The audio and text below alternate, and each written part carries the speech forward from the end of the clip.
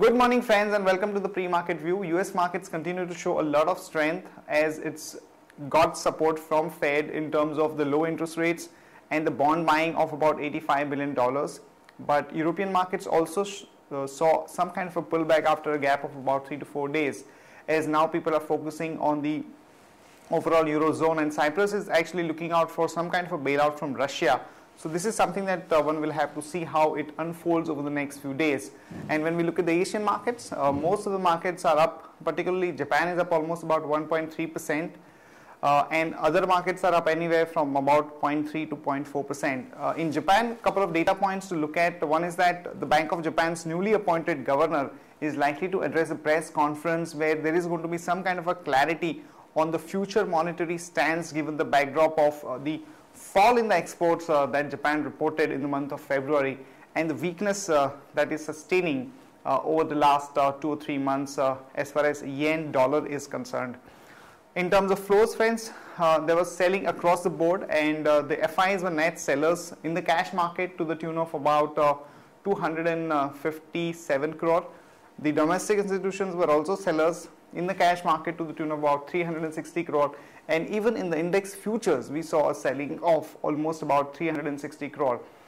Our road markets continue to display a lot of weakness. The advanced decline continues to reel under pressure. We saw a carnage in the mid-cap stocks led by the HDIL development, where in the downgrade of its debentures by CARE did not go down too well, and on the back of that we saw across the board selling in the low quality, high beta names in the real estate space, power utilities. The entire Adil Ambani group, Reliance Infra, Reliance Capital were under a lot of pressure. So it remains to be seen where exactly do we find some kind of a support. And as per the F&O data, because of the high PCR at about 0.89 and some kind of a support around 5700, we could see some kind of a pullback, but it remains to be seen how far and how sustainable this pullback is. And on that note, let me invite Sadhna to take us through important F&O cues, data and strategies that we can have in the F&O markets. Good morning friends, let's have a view on derivatives. Yesterday markets started the session on negative note and it remained volatile all through the day. Despite a positive opening of European markets, markets were continue to trade lower. And FIs also were net sellers of approximately 2,000 crores in yesterday's trade. As we see, around 5 lakh shares were reduced in open interest, and also Nifty futures premium increased from 6 points to 21 points, indicating marginal short positions were squared off in yesterday's trade. And on the options front, 5,600 call as well as put option has seen a good accumulation of open interest, followed by 5,700 and 5,800 call option. And as we have seen, continuous unwinding strike of 5,700 put option so wide, and followed by decrease in the implied volatility by 5% to 7%, indicating we might see some bounce in the market. Although we are trading below our weekly VWAP of 5,900, our bias for the market is positive to sideways.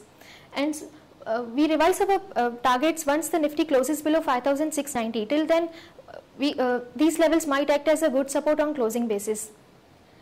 From intraday perspective, one can go long on Godrej Industries with a stop loss of 289.35 and Jubilant Food with a stop loss of 1,219.45. Thank you. Here are the important news and events that we are tracking today. First of all, the government plans to significantly relax the FDI norms for single brand retail to get more money into the system, whereby if one company is holding 3 or 4 brands, then it can be classified as a single brand category and it can be allowed the same sort of rules which are available to a single brand retail company. So this is more positive from the global brands which are planning to launch their products in Indian market. In another news, Central Bank of India has gotten funds from the government to the tune of almost about 2,400 crore, and this money has been put into the system at about 78 rupees per share, and the government stake has gone up from 79% to almost about 85%.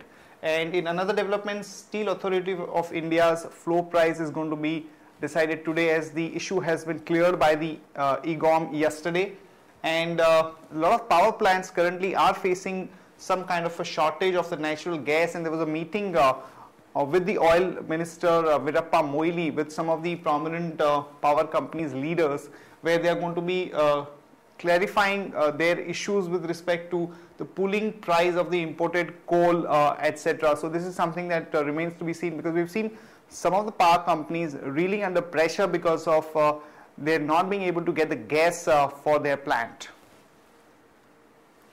In another news, the MMTC Limited's valuation related issues have been sorted out, and this issue is likely to be coming up for divestment in the month of April.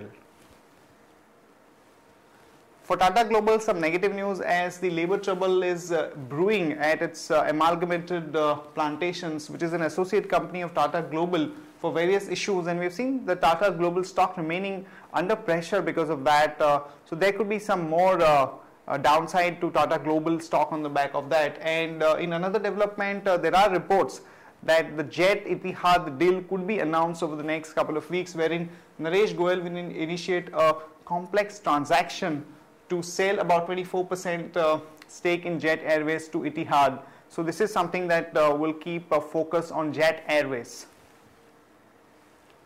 In another development, Aditya Birla Minerals has decided to shut one of its copper mines in Australia, which was supplying about 5 lakh tons a year to a smelter located in Dahej. So Sindalco could be negatively affected by this development.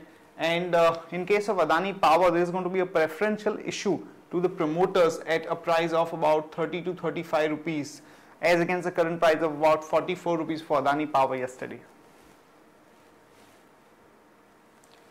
Now, company specific news, some positive news for Reliance Industries, as CCI has cleared Reliance Industries gas blocks in KG-D6 and NEC-25 blocks, which is positive for Reliance, so one can go long on it with a stop loss of 807 and a target of about 848 to about 863. Prime Focus, some positive news, as Hong Kong based private equity fund AID Partners Capital has invested about 10 million in its subsidiary Prime Focus World, which is positive for Prime Focus, so one can go long there with a stop loss of 40.50 and a target of about 43 to about 44. That's it from all of us, friends. Have a nice trading session and see you tomorrow at the same time.